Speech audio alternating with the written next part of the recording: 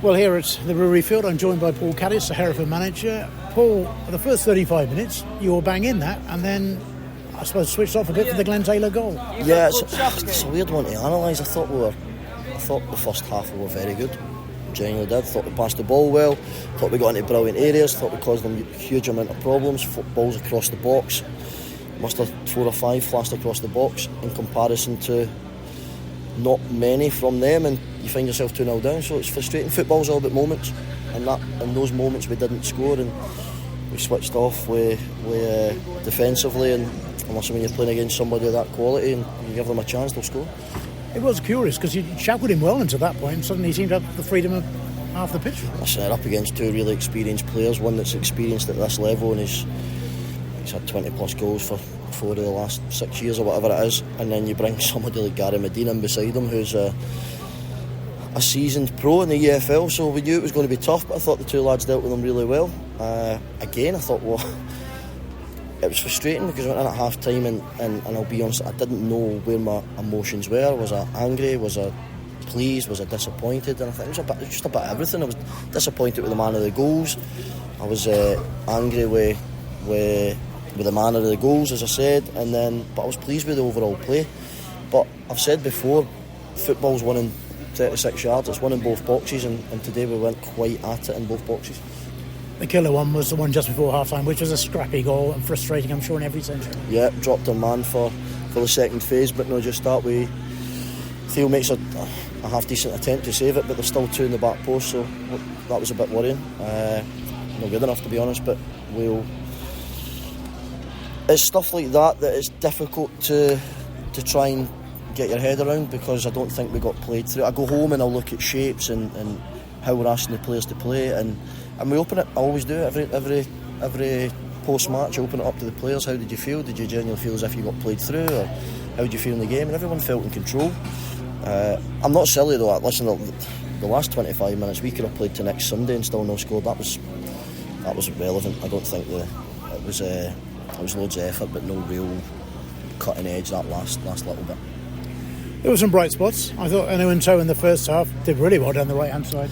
Eno's going to be a huge threat for us. He's someone we have to be patient with in terms of he's not played a lot of senior men's football, so trying to get me, you could see he was tired, and he was tiring after about 50-55 minutes. We're just trying to get as many minutes out of him as we possibly can. So yeah, it's a very, very tough place to come. It's been a renowned tough place for Hereford to come, but I thought that's probably the best we've played at Spennymoor in my time here. I thought we controlled the game decent in parts. I thought Gus and Matt were very good in the middle of the pitch, calm, exactly what we thought we'd get out of them, and again we created chances. We created chances, and I know absolutely everybody will be screaming in the comments and all the rest of it about this 20 plus goal scorer. You can't just go and sign a 20 plus goal scorer. That's not how it works. There's only 2, I think, in the division that scored 20 in the last 4 or 5 years. It's Blackett, who's full time at South Shields, and it's Glenn Taylor, and then you've got others that have been at full time clubs. So it's not as easy as that to go and sign a 20 plus goal scorer. We think we've got goals in the team. People might have a pot back at that after the chances we created today and didn't score, but I'm really pleased with the group. I'm really pleased with performance, but most importantly, I'm disappointed with the result. You were missing a few. Matt Preston for one, Lawson Dowd for another. Ray wasn't here, for example. Can you update us on that? Yeah, we missed obviously 4 experienced players at the level. Kai Williams has obviously been at the level for a few years. Rolled his ankle in training, literally Thursday. Matt Preston has got a Achilles issue that picked up on Thursday at training, so those 2 down. Loss and Diath came off we played the last 5-10 minutes at Chippenham with 10 men because he's pulled his hamstring, and Chris Ray's pulled his hamstring at Alchip. So 4 really experienced players that you come up here, but I don't think that was an excuse. I don't think that was a reflection of the defeat, because I thought we played well in parts, but we'll miss those 4.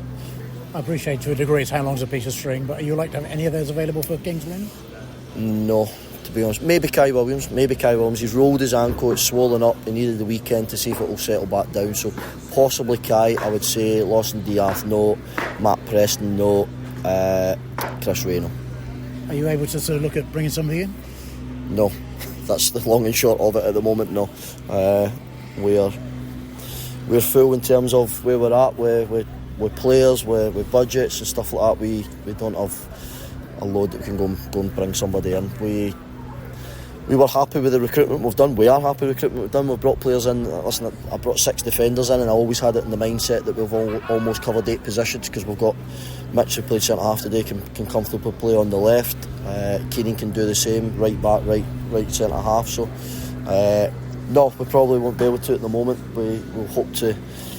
We don't want to overload it as well. We can't overload it because these lads will be back soon. There's no point rushing and being desperate and worried and anxious to go and get more players, because you get everybody fit, you end up with a 23-24 man squad, which we can't carry. So no, we won't bring any more in at the moment.